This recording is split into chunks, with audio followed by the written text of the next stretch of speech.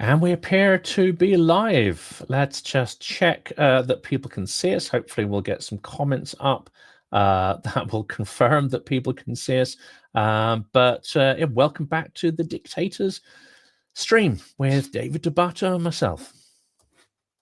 Jonathan, let me tell you something very important, and to our viewers too. I can actually see you and hear you. I hope you can see and hear me, although there seems to be a delay. I can, absolutely. Yeah, you're coming through loud and clear. Well, then that's enough. That's all I need to know. I'm going to sign off for now. Just kidding. Just don't leave me alone. Yeah, I'm not great at ad-libbing, you know. No, that's okay. As I said, and I have to tell people on my channel, this is the second live stream I've done with you, and the first time that we're trying it simultaneously, both broadcasting it live on your YouTube channel and my YouTube channel. So it's an experiment, and hope it works. We'll see how it goes. Let's see how it goes. You know, I'm still checking here to see if the audience can actually see me in the way that I can. But there's a lot to discuss, isn't there? We've got Mark Rutte and his extraordinary comments that he's made. We've got the energy war, which is heading into a high gear, and we got the promise of Tomahawks. But they, as far as I can tell, haven't yet made an appearance on the battlefield. What are the key topics for you outside of those? Oh, there's a bunch of them. You mentioned the Tomahawks. I think off air we just talked about one of my favorite topics, which is NATO intransigence, meaning dragging their feet, and my all-time favorite person to pick on, which is Mark Rutte, who is the Secretary General of NATO. And a comment that you told me about that I didn't know, which is basically that Mark is suggesting to the West that we shouldn't try to antagonize Russia, that we shouldn't incite them for whatever bizarre reason. I've said it before and I'll say it again. I think Mark Rutte is a disgrace. He's not the right person for this job. I'm not quite sure what job he's the right person for, but certainly not to head NATO. It is. And it's worse. It's actually worse even than you describe here, David, because his actual comment was, he was asked about what would happen in terms of rules of engagement, not just if. I mean, the questioner asked if, but I think we need to frame it as a when Russian jets overfly NATO territory, not just sort of, along the sort of maritime borders of Estonia, which they did, but what happens when Russian jets overfly NATO territory, air bases, all this kind of stuff, which they inevitably will do.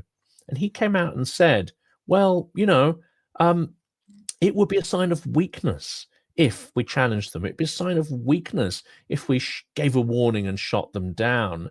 That's weakness. No, real strength is ignoring them, letting them pass, letting them continue probing. And he suggested our strategy should be to gently guide them back to their own airspace. I mean, this is not just extraordinary weakness and lack of statesmanship and deterrence and all those things.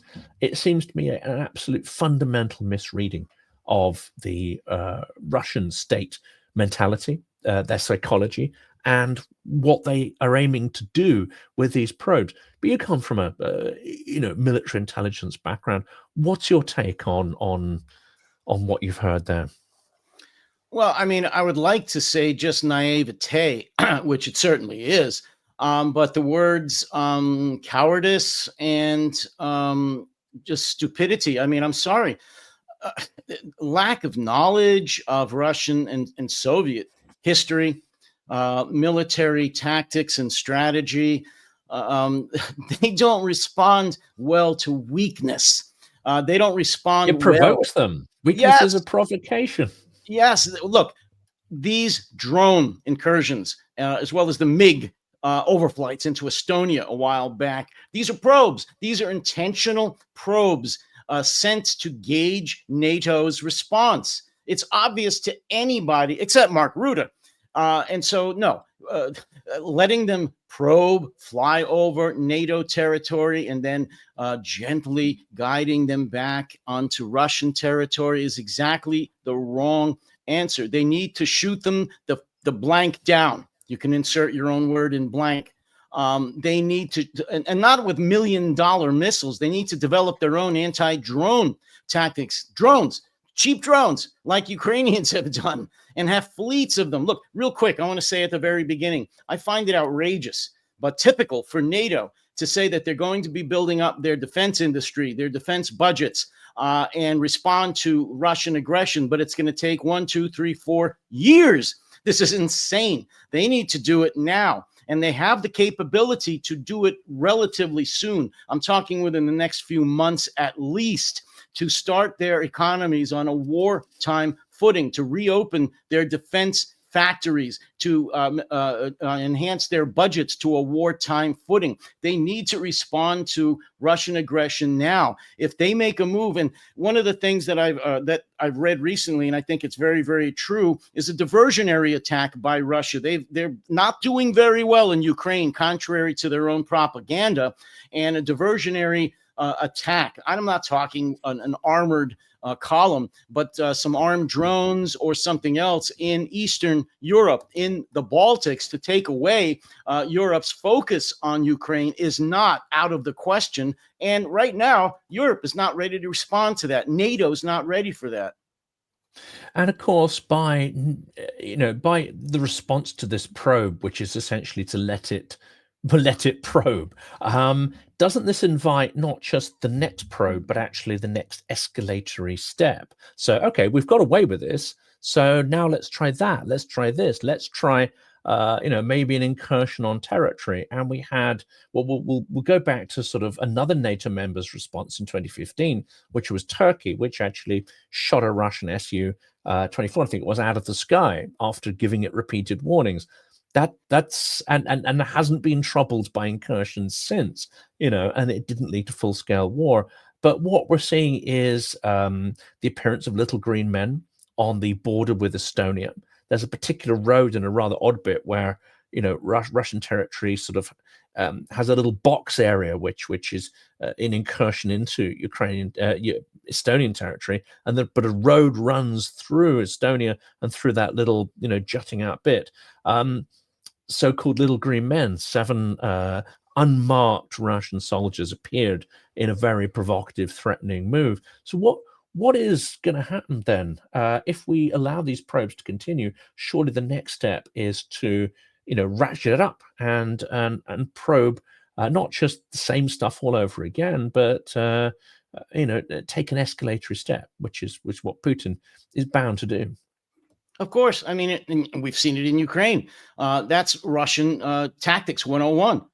They probe, they do as much as they can get away with at the time. And if there's no pushback, they take it a little bit more and a little bit further, and they continue on and on and on. If they do some minor incursions, let's just again say the Baltics, which it seems to be one of the weakest areas, what's to stop them from actually violating the, say, Estonian, not just airspace, but sending a minor, convoy or little green men into Estonia over the Narva Bridge? Because if there's no pushback before that, why shouldn't they?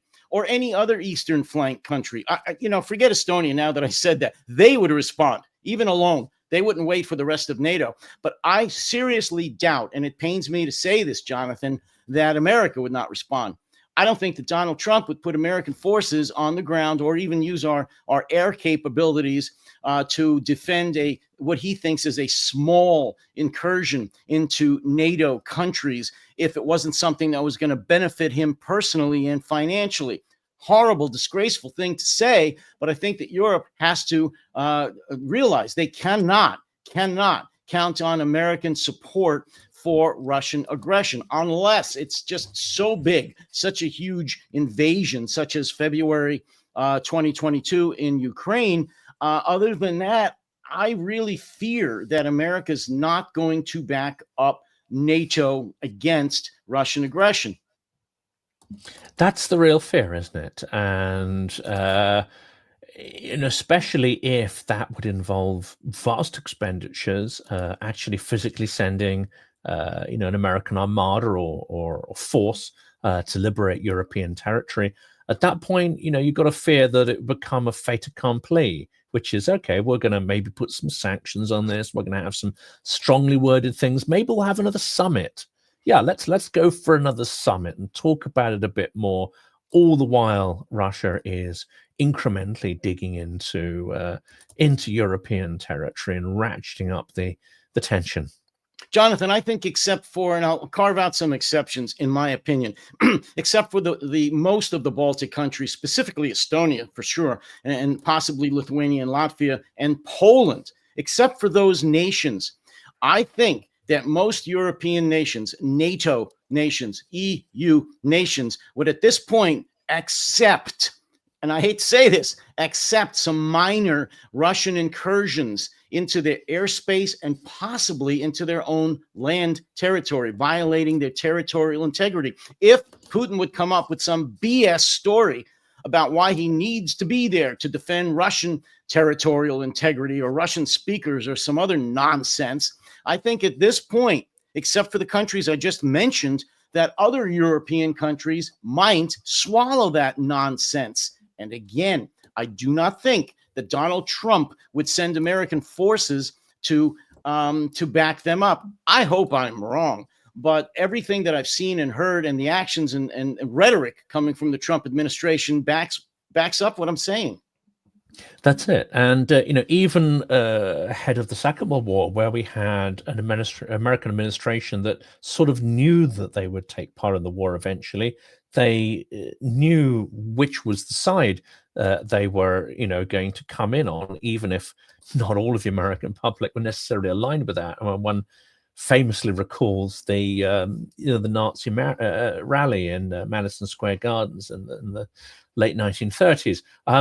But the administration may be minded to it, but if they cannot take the public along with them, here you've got a sort of curious reversal, haven't you? Because it seems from the latest polls that actually Republicans have started to swing back behind Ukraine. I mean, it's a myth that the Republicans en masse, even MAGA, were rabidly pro-Russia. That's never really been the case. But there seems to have been a swing back towards recognizing who the aggressor is and who the victim is. And even in some of these polls, again done amongst Republicans, it seems there is quite a strong groundswell of support for giving weapons and support to Ukraine. But here we have the guy at the top who is perhaps not even aligned with a majority in his own party on this. No, I agree. And but here's the thing that we all have to remember. Donald Trump controls the Republican Party, which means he controls both houses of Congress.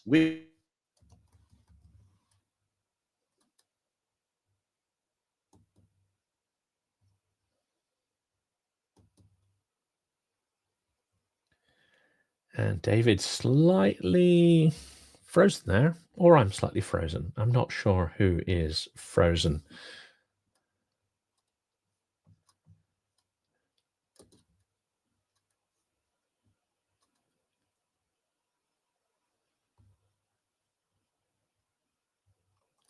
Let's see from the comments if the audience can tell us who is frozen.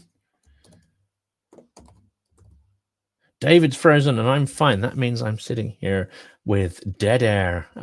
We also have Jason Smart, who is supposed to be joining us in just a second as well. And we're going to dig into some of those issues further. I think with Jason, we're going to talk about Tomahawks and the issues surrounding that. Of course, they've been tentatively promised, but not actually delivered, which I think is going to be rather an interesting.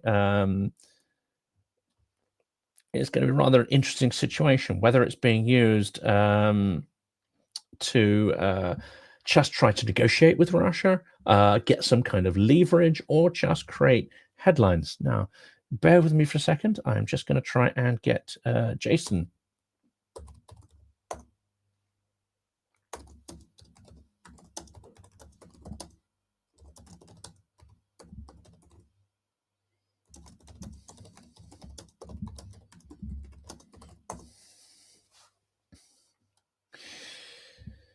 So for those who've missed the comments by Mark Rutte, it is the most extraordinary demonstration of weakness.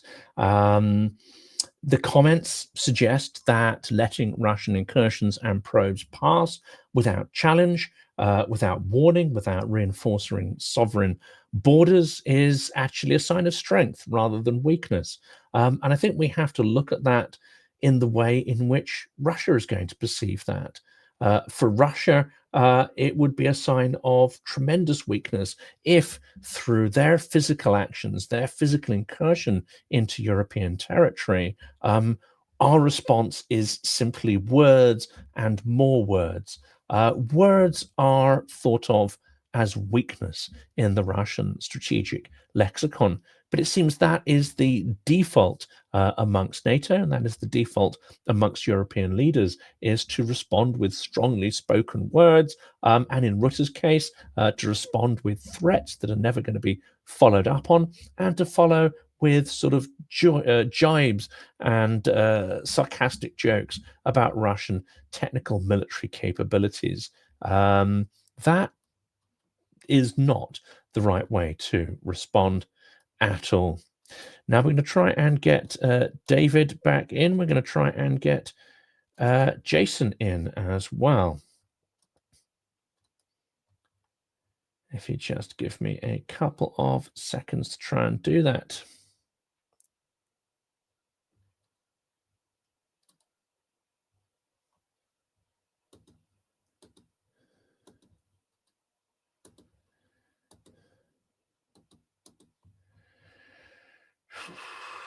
We are definitely having some technical difficulties here today.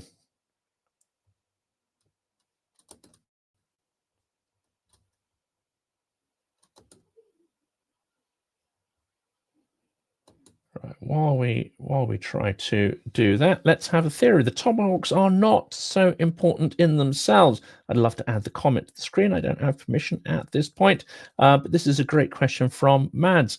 I have a theory. The Tomahawks are not really so important in themselves, like the Abrams, which allowed Germany to provide their tanks. The Tomahawks will open the door for Taurus missiles. I'm not so sure about that. I think certainly Ukraine has developed its own capabilities, and the Tomahawks are in addition to that, which is great. You know, having both those capabilities are good. The Tomahawks have a longer range. I believe the amended ones can have a range of up to 2,500 kilometers. That brings a lot more strategic targets into the potential orbit of Ukraine. Further than the Flamingos and other capabilities would currently allow. So I think that is certainly significant. I'll match your theory with a theory here that, of course, Tomahawks are not a silver bullet, but they are an important capability to add to Ukraine's armory, you know, especially at this time. We've got David back here as well. Apparently Jason's ready. You can add Jason if you can see him in your studio window. I apologize to everyone. Well, I got a text on Telegram from the Kremlin, and the FSB's been meddling here, and so I hope that I can block them. I put in some new hacked your anti-FSB software, and I think we've solved that problem. I was talking about Tomahawks, so this is a great introduction here to Jason. Good to see you guys. And there's various comments here in the chat. You know, is this just a negotiation point? Are Tomahawks symbolic? Will they unlock the provision of Taurus? Will they make a strategic, difference, etc.? So there's quite a bit of debate sort of going on here, and as to whether Trump is simply using this as a kind of carrot to dangle in front of a carrot/stick for Putin to engage in the next round of pointless peace talks. I will stop talking, as I have been, to dead air for 10 minutes. I'll let you jump in. Go for it, David. What do you think? As far as the Tomahawks, I think that obviously Zelensky's very serious about this. This is a golden opportunity for him to try to make Trump do something that he really doesn't give a shit about, which is Ukraine. But let me answer the question. Whether or not Tomahawks ever actually make it to Ukraine right now is still debatable. The Congress the Senate, not the entire U.S. House, just passed the continuing resolution for the defense budget, which includes the Tomahawks for Ukraine. However, that's just the Senate. It has to go back to the House now, where they're going to debate it, and it may or may not stay in the final bill that's eventually passed, because as many people know, our government shut down right now. And one major impasse is because of the Democrats wanting health provisions put in the government for poorer people. If the Democrats refuse to budge on that, then this whole Tomahawks thing may go away. So it's even debatable whether or not the Tomahawks are going to make it to Ukraine, number one. Number two, if they do make it to Ukraine, again, it's not going to be because Trump really gives a damn. But if they do make it there, then the question becomes, and Jason, you can follow up with me, of course, on this, whether or not the Americans, the Pentagon, the Trump administration is going to allow the Ukrainians to use the longer ranged Tomahawks to reach any targets that they deem necessary for their own defense. They may control the targets that the Ukrainians use with the Tomahawks if they are provided. They may just maintain control over it. So, number one, I don't know if the Tomahawks are going to make it there. If they do, I don't know whether the Americans are going to keep the Ukrainians on a really tight leash in terms of targeting inside of Russia. Well, I think it's less about the Tomahawks themselves. Of course, it's an interesting development. But I think perhaps more interesting is what other things they might be considering, especially with intelligence gathering or intelligence sharing in this case. Because ultimately, you're right. It's about what they allow them to shoot. I don't think that it's really, though, about that. I think the Tomahawks are not the first time during this war where there's been a lot of focus on something like F-16s, which I think was okay. It's good that people keep focus on that, but it's a brand. But it's more than the brand. It's about how the U.S. is going to see this going forward. Are they going to give Russia the capacity? Sorry. Give Ukraine the capacity to strike within Russia, to do what's necessary to defeat Russia? Or are they going to continue hamstringing Ukraine, as the U.S. has done so far for 3.5 years, and not allow it to do what's necessary to topple the Putin regime? And I think that's actually the fundamental. How that's done, the specific tools that are given, if it's a Tomahawk or elsewise, I think is less important than has there been a change in strategy, a change in objectives, because that's really what's going to make a difference for the future of Ukraine.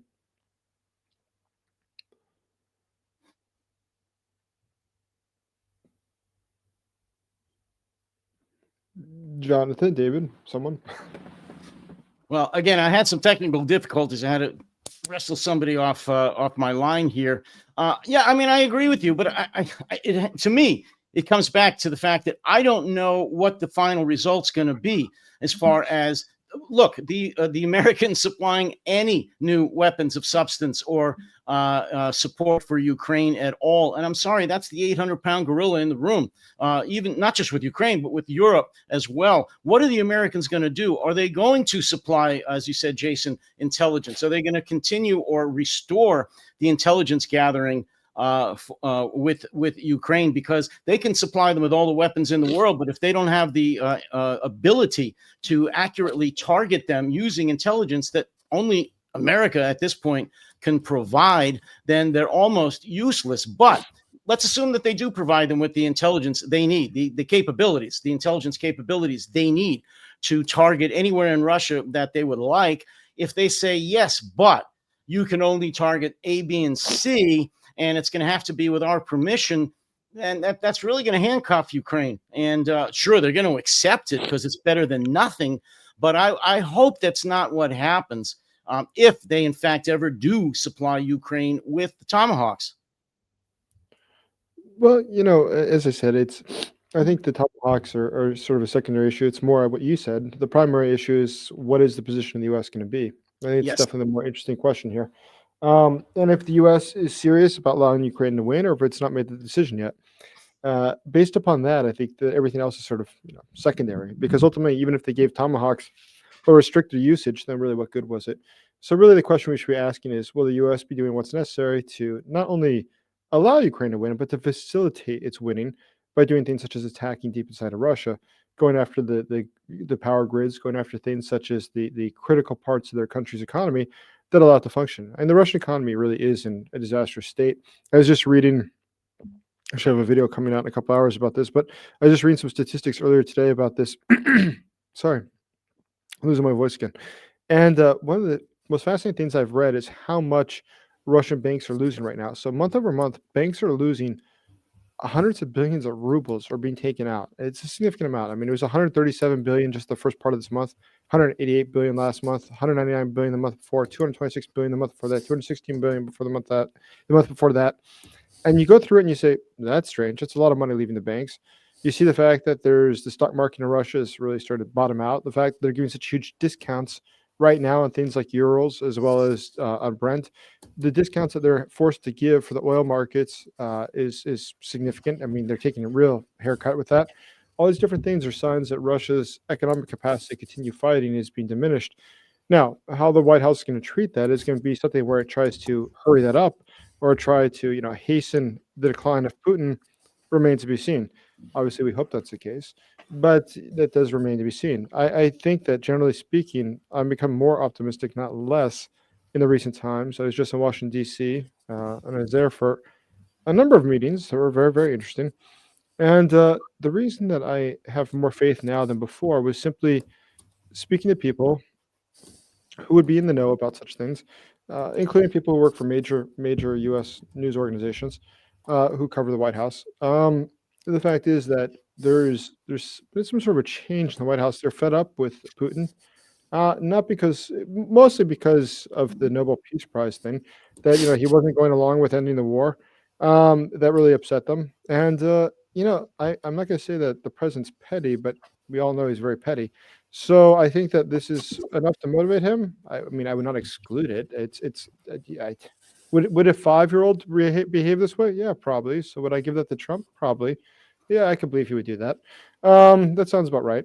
Well, Jason, I think you're absolutely right, but it's really sad that the Western world, especially Ukraine, has to that their fate may hinge on what a 5-year-old would do, what an immature man with a very thin skin will do. The fact that he's probably very upset and angered about Putin dissing him after Alaska and continuing to pummel Ukraine when he promised him that he wouldn't, that Donnie, we're best forever friends. And in that, he turns out that that's not true, that this immature child of a president may use that to actually do the right thing, which is to supply Ukraine with the intelligence, most importantly, and the weapons they need to drive Russia out of their country. It's really sad and ironic in a way, but you know what? I don't care what it takes. If that's what it takes to get America to supply Ukraine with all that they need to win this war, I'm all for it. And that's a case I made last year before Trump's election was confirmed, that if he gets in, and I think I had a pretty good idea that he would, that he might accidentally or incidentally do the right thing. Yes. Another one of those things, of course, and we'll come to Taurus, because I doubt very much whether the supply of Tomahawks would actually unlock the Taurus capability, because I'm really not sure. Europe is in the right place, and we'll come back to Mark Rutter in a minute and get Jason Smart's view on that. Yeah, I kind of lost my train of thought there. What was I going to say? I have no idea. Well, you're going to say that Donald Trump is like a broken clock. He's right. A broken clock. He's right. Yeah. Twice a day. And the other one was oil. That was the question. Yeah. The same thing in oil. The one thing that really could hold Putin's war machine to account is a massive drop in the global oil price. That could really wreck his economy, as it helped to wreck the Soviet Union before it, push it over the edge. Are we seeing any signs that there's a concerted effort to drop global oil prices? I saw some sort of hints coming out. I think it was from the Kiev Independent earlier today along those lines, or maybe the Kiev Post. Jason, what do you have to say about that? What about the shadow fleet? What about the secondary sanctions? Do you see on your end any movement to do, as Jonathan said, to finally really cut off Russians' ability to sell their oil and gas? Well, that is a good question. The fact is that we obviously have the ability and the right and the responsibility to stop all the oil tankers, because they're in violation of the sanctions, but they're also in violation of I mean, all the maritime laws. I mean, they don't have insurance. They're not following the safety regulations. They don't have trained crews. They are a natural disaster, Exxon Valdez, waiting to happen. So it'd be the correct thing to stop them, if nothing else, because it's in our own interest. Forget the sanctions, just because it is actually a floating disaster waiting to happen. We should have an interest in seeing that not happen, especially when you consider that some of these ships are in areas that are not so far away. I mean, those waves will eventually reach the shores that we live on. So we don't really want to see these sorts of natural disasters. The only way to prevent that is to stop the ships. But it's a good question as to why we have not done it. We do have the physical you can actually capacity. see it from the Danish coast. I was there, and we saw in the summer holiday, we saw a grey fleet vessel pass under one of those bridges linking the islands. These things are meters away from shorelines, not miles away. Well, that's the absurdity. Is you saw that when the French finally, there was an interdiction of the one ship because it was the one who had the drones had been coming off of it to fly over what was it, the airports.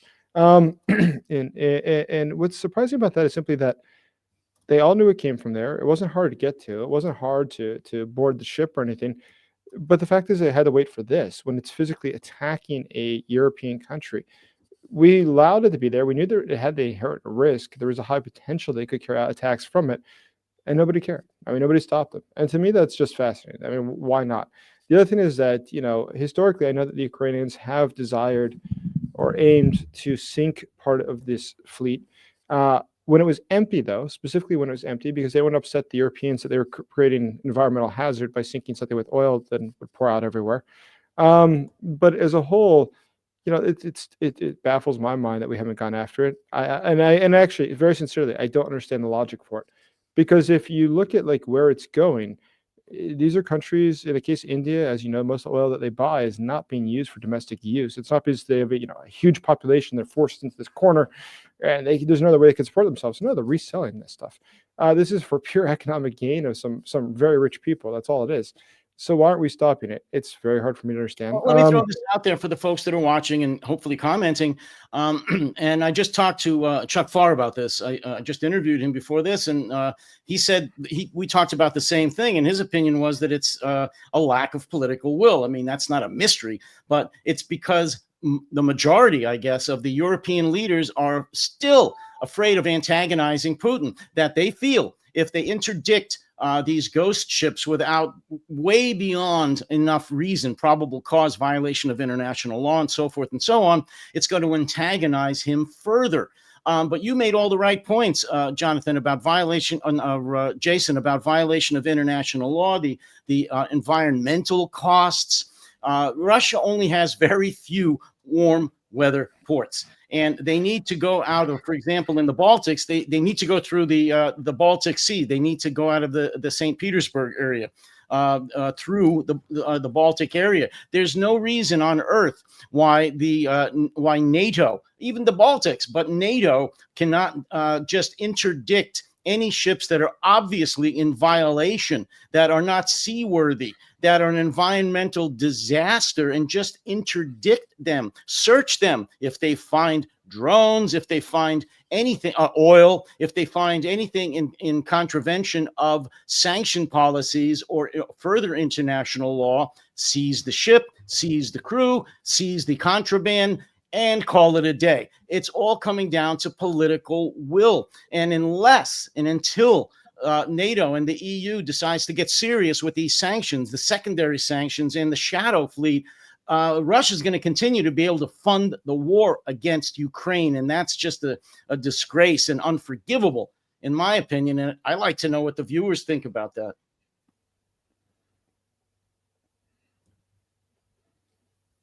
As well as Jason and Jonathan. Absolutely. So, Jonathan, what do you think? Well, I stunned you into silence, which is not unusual for me. So, I mean, talking to really. Go ahead. No, please. Talking to experts, even someone like Elizabeth Broad, she says that this is an area fraught with danger, and the fact that there is no legal authority to necessarily impound ships of foreign power in the high waters, even if they're breaking various things, That's not true.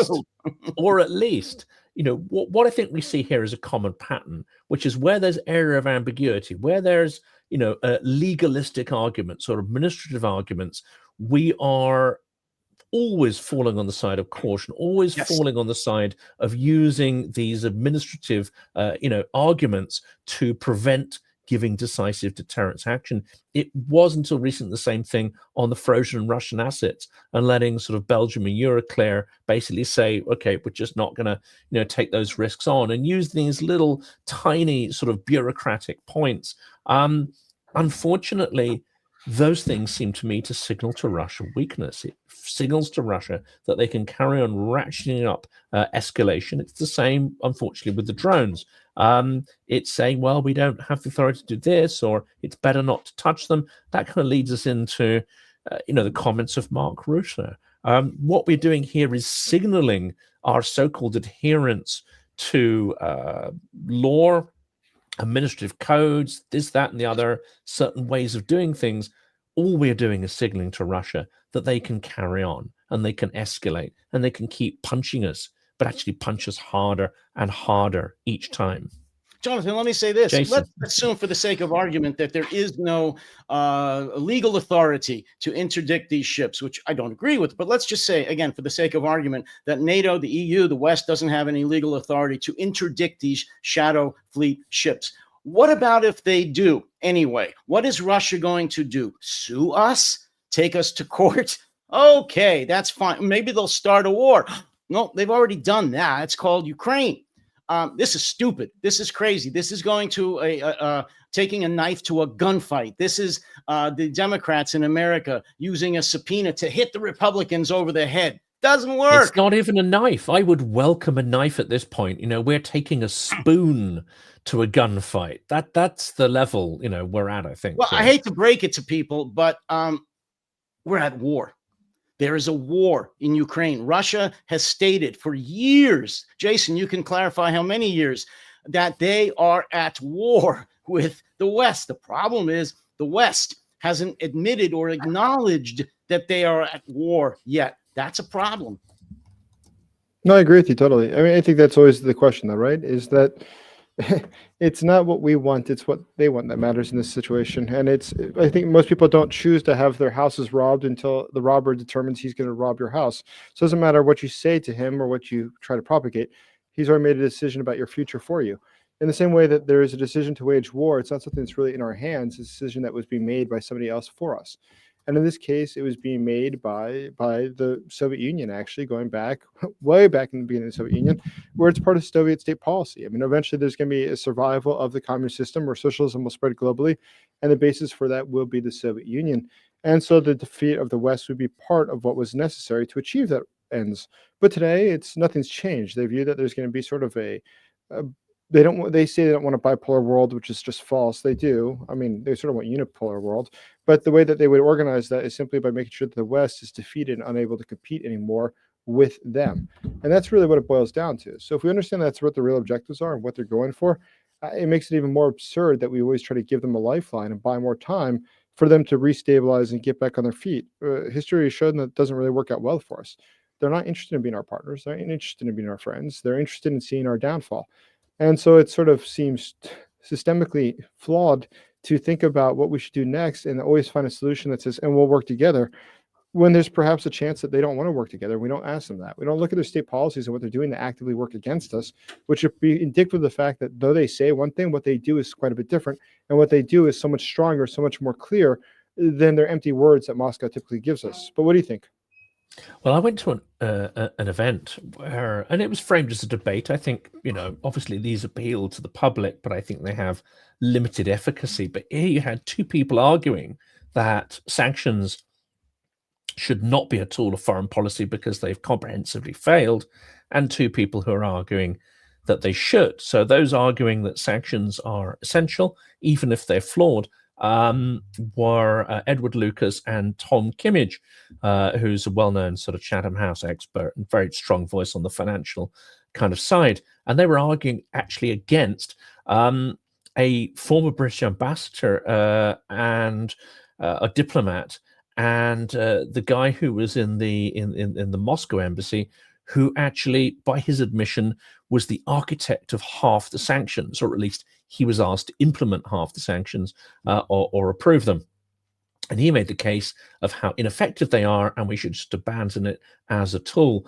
And some arguments come out of this, which are extraordinary, examples, I would say, of almost reflexive control.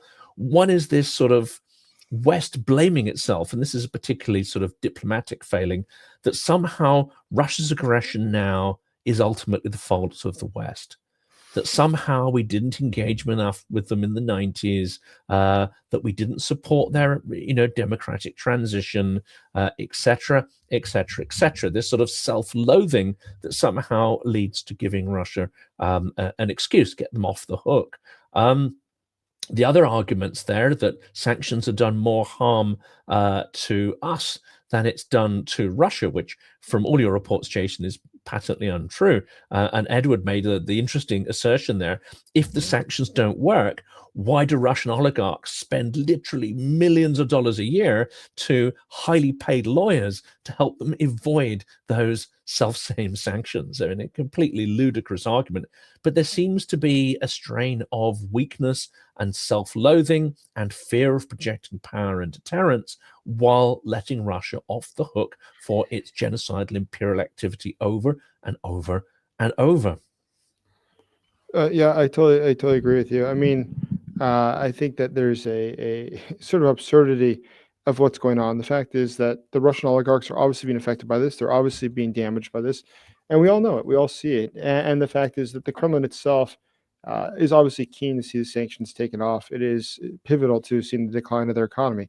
And just keep in mind, I think the most important thing about, I mean, it's very hard to say the most important thing, but I think amongst the things that's very important with the sanctions is simply the fact that so much of Russia throughout the 90s, 2000s, when the country is especially impoverished, the Soviet Union stopped existing. So that meant the development or even the maintenance of things like farm technologies or even factories, the way that they worked, it just dissipated. It wasn't like they kept up with the science of this or they tried to improve it. They just sort of let it fall by the wayside. And as a result, today, many of the factories, because it just became cheaper and more efficient, bought Western-made goods. But now that the Western-made goods are harder to get and harder to import, that makes everything much more complicated. Their entire industrial base is based on it. Look at the factories specifically that deal with things like bread. Look at the ones who are producing things such as the refineries. The refineries, we know a lot of them, not all of them, but a lot of them, and not all of the refinery, but specific parts of it are using parts that come from the West. And so when those are destroyed, it has something that has a trickle-down effect on everything else. Everyone else who's involved in the refining business, whether it's the guy who's transporting it there or the guy who's then distributing it around the country, is affected de facto by the fact that just that one specific node within the larger refinery that was made with Western goods, which cannot easily be replaced, was destroyed. And look at the airline industry of Russia. You know that no airline in Russia today has airworthiness for its airplanes in the sense that it does not have what is necessary to fly over Europe because they don't have the maintenance necessary. Where are they going to get the parts from? Where are you going to get the Airbus parts from? Where are you going to get the Boeing parts from if you can't buy them legally? If you're doing smugglers, how can you then justify your airworthiness certificates, the airplane's in good shape, if in fact you can't show where you got this parts from? There's a lot of problems that Russia has, and these are just very small ones. They're the first ones that come to mind. But if we look at it, it is once again a systemic, a cascading problems that they're having, not just one-offs. What do you think, David? Well, I think one thing that we haven't said exactly, but we've been dancing around it, is that whenever you let the other side, in this case Russia, control the narrative, you lose. And we've lost, meaning we don't control the narrative. Since this war began, going back to 2014 or maybe before, we have allowed, meaning the West has allowed Russia to control the narrative. And with the current administration closing down all or most of the agencies in the United States that fight the narrative, meaning the cyber agencies, the counter-espionage agencies, our intelligence agencies that work to defeat disinformation in the United States, with those going away or being rapidly depleted of personnel and budgets, Russia is going to be able to control the narrative even more than they do now. And again, I can talk about, of course, America, my country, and most people don't get it at all. They firmly believe that Russia is winning the war. They believe the majority of the lies that come out of the Kremlin, because a lot of them here are echoed by right-wing media. And so they believe it must be true. So we have allowed, and this goes back to the Biden administration. I'm not going to put this on the Trump administration, as much as I'm not a huge fan of Donald Trump. This goes way back, even before Biden, but certainly the Biden administration and now the Trump administration. We are allowing, hands down, the Russians to control the narrative, not just about Ukraine, but as you said, Jason, about poor us, how Russia's the victim, how they have to do this. And that it's the West's fault, it's NATO's fault, it's EU's fault, the eternal Russian victimhood, which goes back hundreds of years and which is still playing out now in a theater near you. We believe that because the Russians control the narrative. Until that stops, until we, the West, take back the narrative, meaning we need to tell our story, the truth, to the citizens of the West, Russia's going to win. Maybe not this war, but they're going to win the hearts and minds of far too many people in the West. And we're seeing that in the elections in Europe. We're seeing the right wing, the far right extremists gain more and more ground in Europe because Russia's controlling the narrative. Yeah, I mean, I agree with you. I think that Russia has undue influence. We consider a small country it is. I mean, GDP smaller than Italy's. How much global influence does Italy have versus Russia? It's pretty large difference, right? But I would say that the Russians, they're not limited only to the right. I mean, they are pretty well spread out, pretty well invested. They're equal opportunity. I think they were happy to use anyone they can to advance their cause, which is to fracture societies. There's something actually I'm researching about this now, which I don't mean to be boring about, but I think is, well, hell, I'll tell you because it's just sort of interesting. So the other day, somebody wrote to me and said, "Do you know that there's, I don't know, a dozen or dozen and a half different TikTok accounts attributable to my name?" And I did not know that. And they said, "Did you see all the rest of the YouTube channels?" Which I had not seen either. And so what it turns out to be is that these TikTok accounts, many of them have tens of thousands of subscribers. There's dozens of them. And what's interesting about it is that they're popping up and they're populating with different things.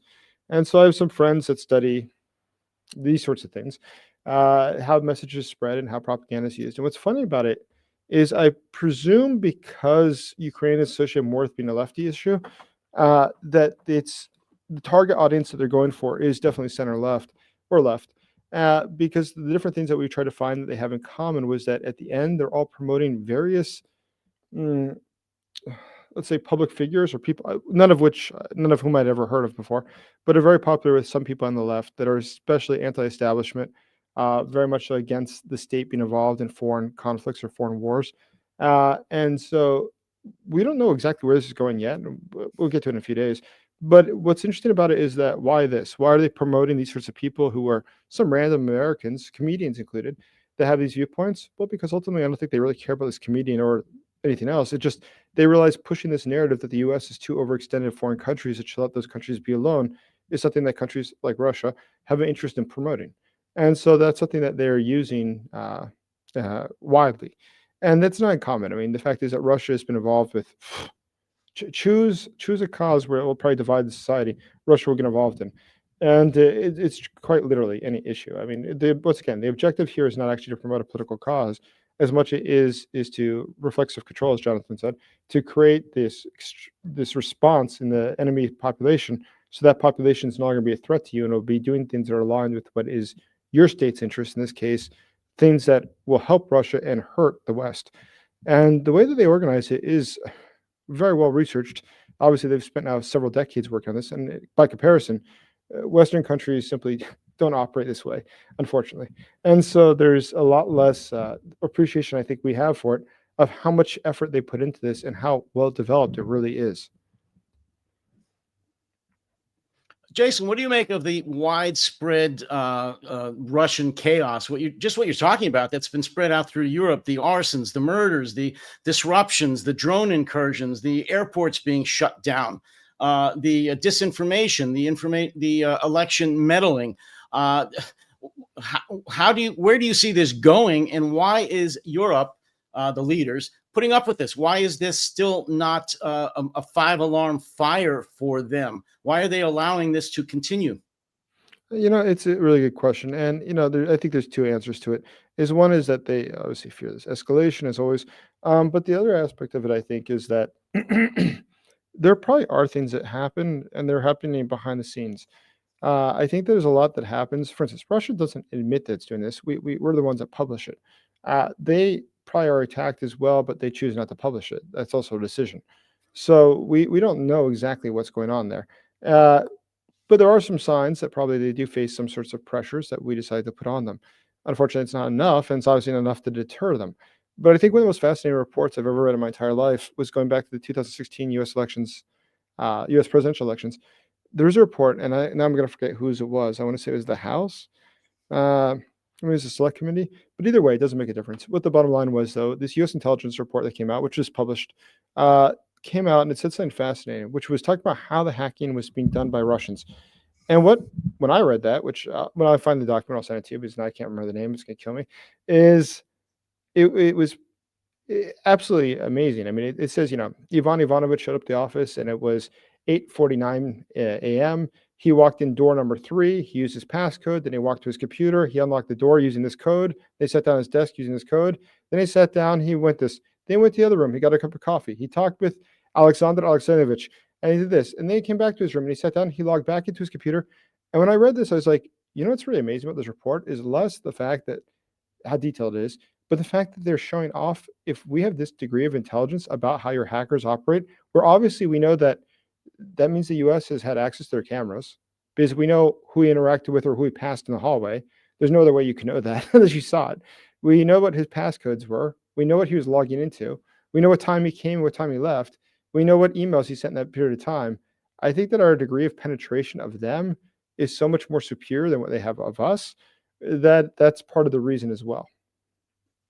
But Jason, do you think that exists now with all of the drastic cuts and budget cuts in the United States and our cyber attack, our offensive and defensive cyber agencies and offices, the ones specifically that targeted Russia being shut down? Do we still have that level of penetration? Well, that's a good question. I mean, I think that there's it's a very good question. I don't know. I don't understand by any means the logic of closing down all the cyber stuff. To me, that is truly incomprehensible. But all the same, it's incomprehensible. I don't know how we can try to justify why that would be wise. If you look at how small of a budget is to have cybersecurity for your country, why would you cut that?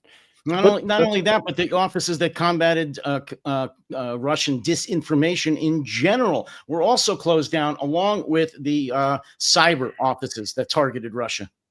That is true.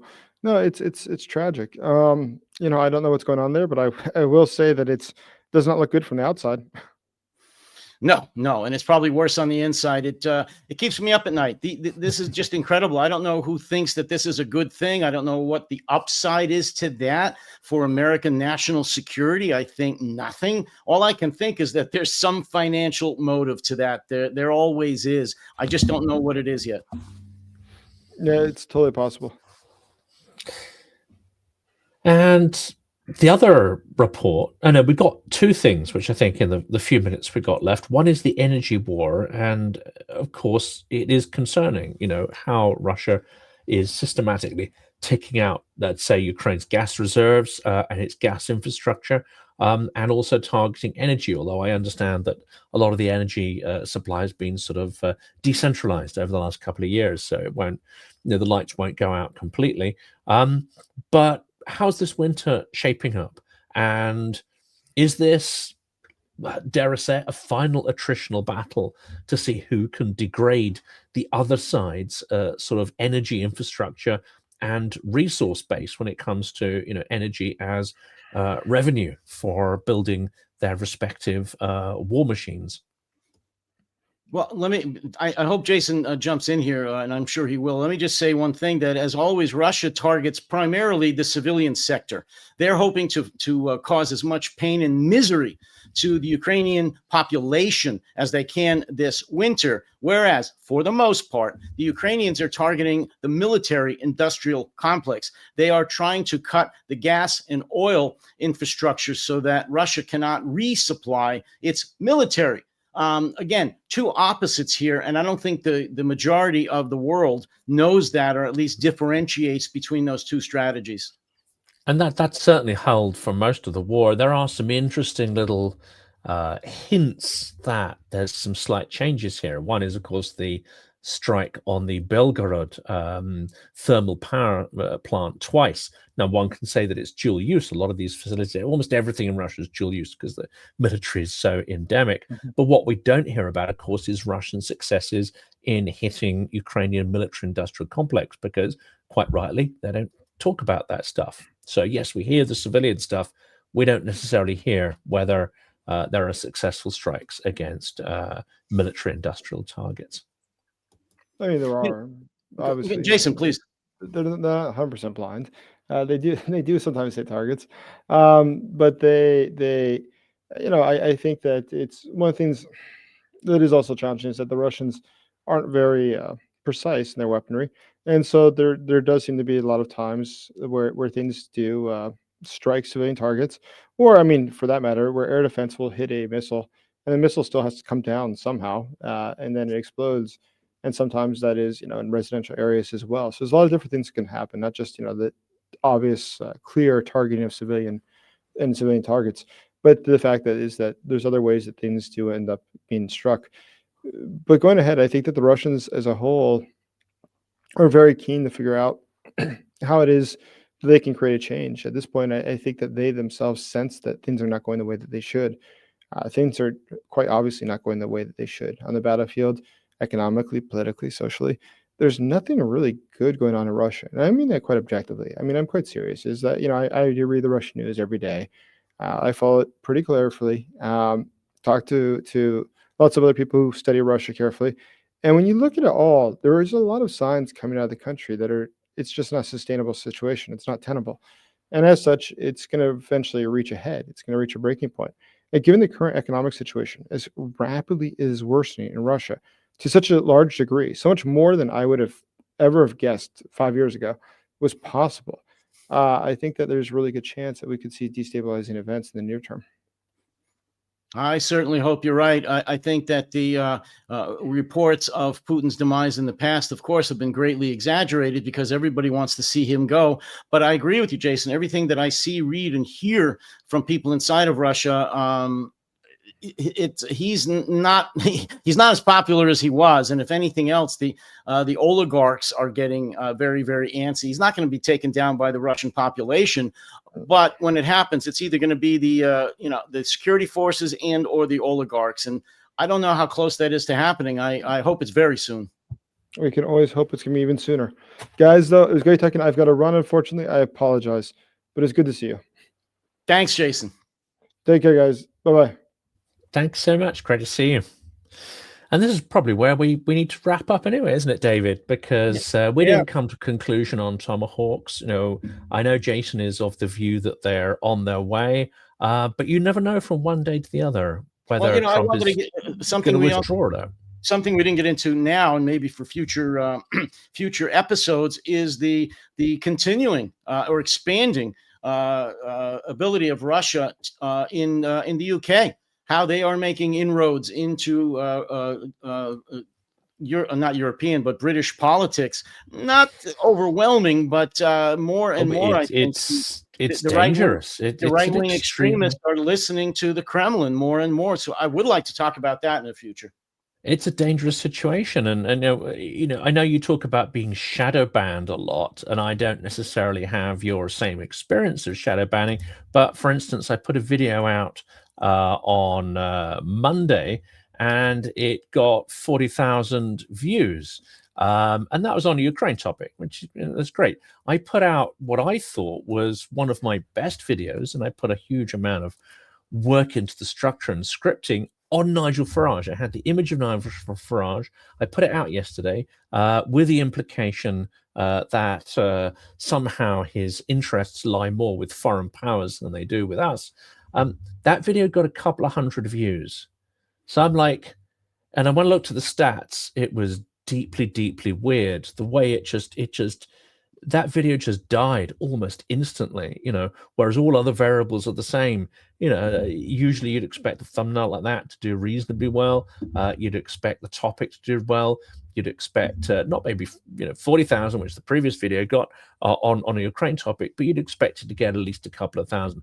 Just a handful, a few. It died. So I'm concerned. Before we go, I just, because you brought up shadow banning, I just wanted to say to the viewers that YouTube is shadow banning the hell out of me. And so it doesn't matter what I do, what I say, what the thumbnails say. If they don't like it, which they generally don't now, they are shadow banning the hell out of me, and very few people get to see it. So for those of you watching, please go over to the No Delusion Zone at YouTube and become a subscriber. You can also buy me a coffee at No Delusion Zone. I know a lot of folks do that for Jonathan, and they should. But please consider supporting my channel, because it's rough with YouTube. They're Kremlin overlords and they're MAGA overlords really take a dim view of what I'm saying, and they don't allow most people to see my videos, even if they do subscribe. So let's subscribe the hell out of my channel and see what happens. Absolutely, we need these voices now more than ever. Well, for today, thanks so much. Thanks to everyone for the brilliant comments. We haven't got to all the comments, mainly because of our sort of general technical issues, and then we had Jason's voice we wanted to focus on. But there's some brilliant comments in there. Hopefully those get preserved and transferred over and remain with the video. People can access them. For now, though, that's it. End of the stream. Thank you so much for joining. Thank you, Jonathan, and viewers.